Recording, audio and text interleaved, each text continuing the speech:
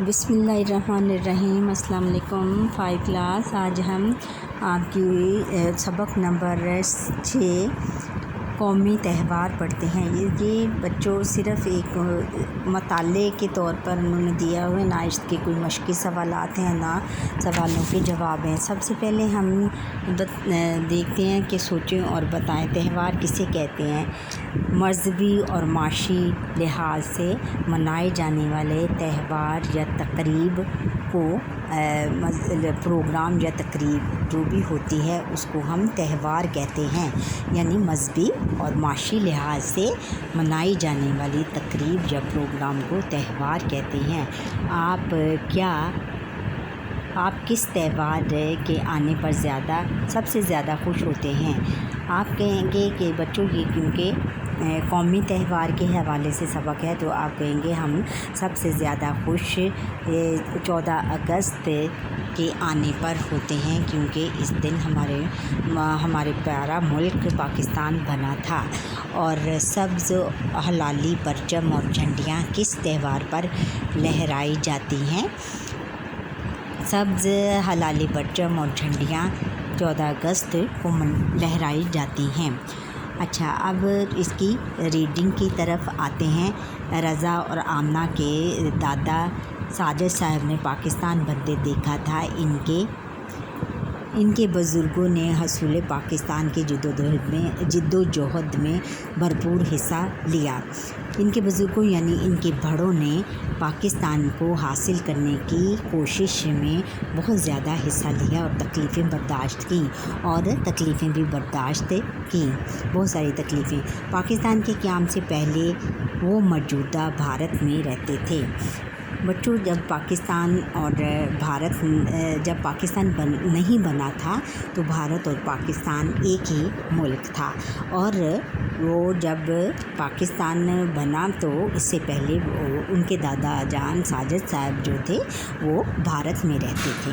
پاکستان بنا تو وہ اپنے خاندان کے ساتھ ہجرت کر کے لاہور آ گئے، اور جب پاکستان بنا تو اپنے گھر والوں کے ساتھ نقل مکانی کر کے لاہور آ گئے۔ ہجرت کا یہ سفر بہت کٹھن تھا، بہت مشکل تھا۔ مشکل اس لیے کہ بچوں اس وقت برصغیر جب بھارت اور پاکستان ایک ملک تھا تو اس کو برصغیر بولتے تھے، اور برصغیر میں جتنے بھی ہندو اور سکھ تھے وہ یہ نہیں چاہتے تھے کہ مسلمانوں کے لیے ایک الگ وطن بنے، تو اس لیے انہوں نے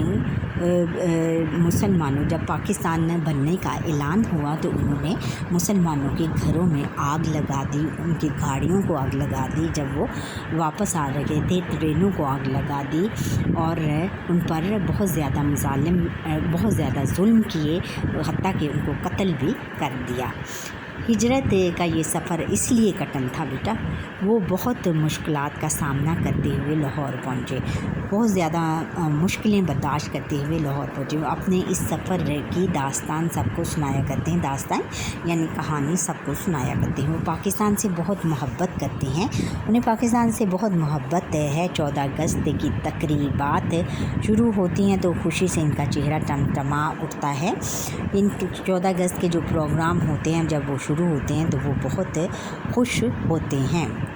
آج 14 اگست کو ساجد صاحب حسب معمول تیار ہو کر گاڑی میں نکلے۔ حسب معمول یعنی معمول کے مطابق رضا اور آمنہ کو ساتھ لے کر وہ سب سے پہلے مینار اقبال پہنچے، یعنی علامہ اقبال کے مزار پر پہنچے۔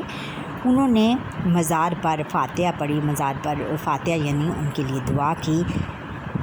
شہر بھر میں جشن کا سما تھا، شہر جو تھا وہ دلہن کی طرح سجا ہوا تھا، اور ایسا لگ رہا تھا کہ پورے شہر میں کوئی خوشی منائی جا رہی ہے۔ گھر بازار، گلیاں، دکانیں اور سڑکیں رنگا رنگ جھنڈوں سے سجی ہوئی تھیں۔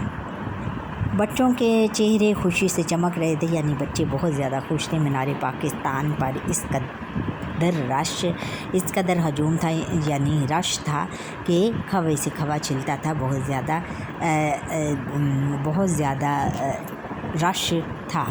زیادہ رش تھا۔ نوجوان موٹر سائیکلوں کو پاکستانی جھنڈوں سے سجائے جھوم رہے تھے. جو نوجوان تھے وہ اپنی موٹر سائیکلوں کو پاکستانی جھنڈوں سے سجائے گھوم رہے تھے, بہت خوش ہو رہے تھے.